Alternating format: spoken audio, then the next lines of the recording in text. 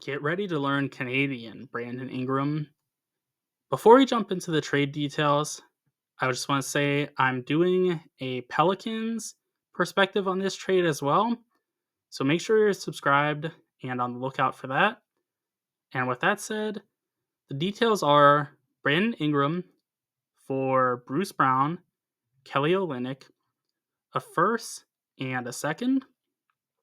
They're being a bit mysterious with these draft picks, as I haven't seen anywhere that shows what years they are. But if I had to guess, I would say that the first is going to be next year and the second is going to be this year. I don't think Toronto would come off their first this year because they've been really bad this year. So it's going to be a valuable pick. And this is a really well regarded draft with Cooper Flagg being the projected number one pick. And there being a lot of talent around him as well. So that's where my thinking is at. Maybe I'm wrong and they, traded this year's, but I would be very surprised to see that. As for Ingram, he is 27 years old and is an expiring contract, which we'll get into later. As for him as a player, though, he's averaging 22 points, making 2.5 threes, and shooting just ever so slightly below average in efficiency, as he has 56% true shooting when the average is 57%. So he's basically average in that regard.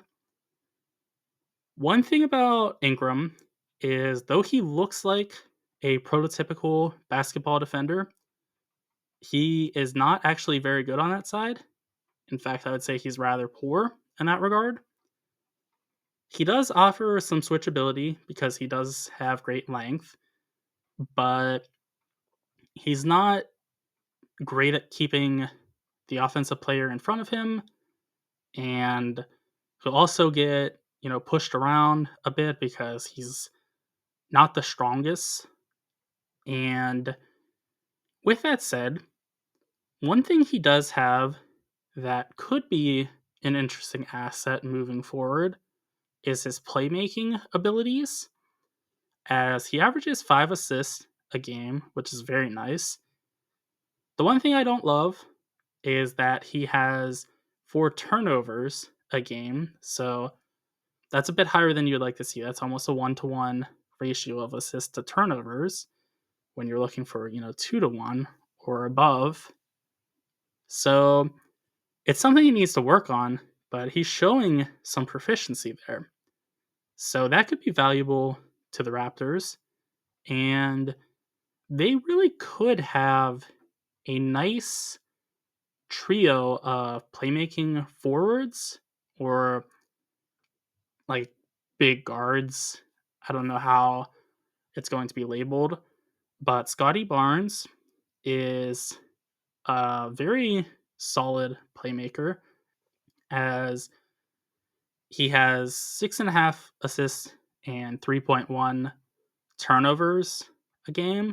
RJ Barrett, who may or may not be in the Raptors' long term plans, but Barrett is averaging 5.5 assists and 3 turnovers. So that's another playmaker. And you add in Ingram, who is, developing that regard. That's a pretty good trio of players to build your playmaking out of. So I do like that. And they're all at least competent scorers. I would say the person I trust most in that regard is Ingram, and then probably Barrett, and then Barnes, just because they can get it done in the most ways. But either way, they're a really talented trio, and I think they can help mitigate each other's problems a bit, as Barnes is a nice defender. I want him to improve even more because I feel like he can be like a premier defender in the league.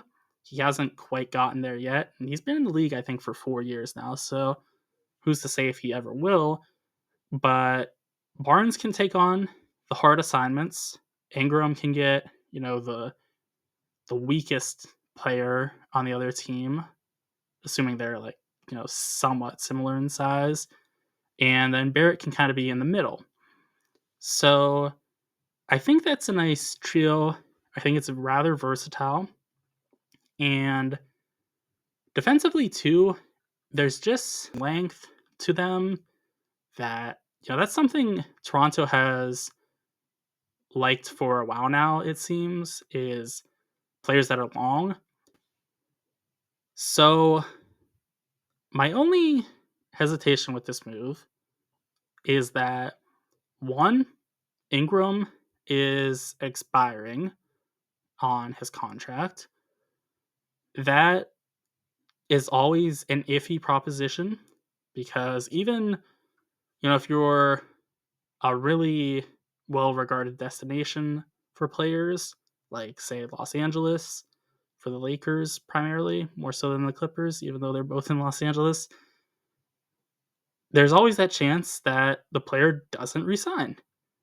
And, if they don't, you look really foolish and you give up, assets for nothing, basically. But especially with Toronto, I would say that Toronto's not on that level of the Lakers with, players wanting to play there. So that has me a bit worried. And additionally, who knows how good that first is going to be?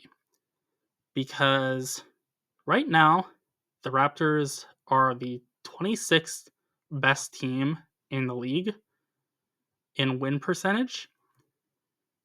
I don't think adding Brandon Ingram for, the whole season even would have them being in the mix for anything of note. So that has me a bit hesitant with, getting rid of a pick. And especially because this team is not supposed to hit their stride just yet. As I mentioned before, Scotty Barnes has been in the league for, a couple years at least. And, I would say he's probably going to be hitting his prime in the next year or so. But there's a lot of players on this team that aren't even at that level yet. The only player, like Grady Dick, for example, actually, he's, I believe, 20. And, he's 21. So, he's probably a ways away from getting to his best self. There's a lot of players that are like 23, 24. So, you're hoping they hit their stride in the next year or so, but I would say you might be waiting a little bit longer for that, for, the best version of this Raptors team. The only player that's Brandon Ingram's age or older that gets real minutes for the Raptors is Jakob Poeltl, who is liable to be moved as well, I would say. I think if they, are invested in the long-term future of this team beyond just, competing for play-in propositions right now, I think Poeltl definitely could be moved, if the price is right. And that's gone down in some legitimacy, I would say, with the Lakers trading for a big man, because the Lakers were thought of to be, in most need of a center. But I still think there's other teams that would want Poeltl because he's a very solid player. So the Raptors, I just think, are kind of combining their prospects right now, where they have Ingram and Poeltl for right now, and then basically everybody else for down the line, I don't think that's a winning formula. I think you kind of have to pick one lane and stick to it. And if I were the Raptors, I would pick the future oriented focus. So I don't actually love this move for the Raptors. And that isn't to say that Ingram's a bad player or this was an overpay. I think this was actually pretty good value for Ingram for the Raptors. I just think with him being on the expiring and giving up a first that you don't, know it could be pretty valuable, I don't think that's great. Those are my thoughts on the trade. Be sure to let me know what yours are in the comment section. And also be sure to like and subscribe for more NBA content.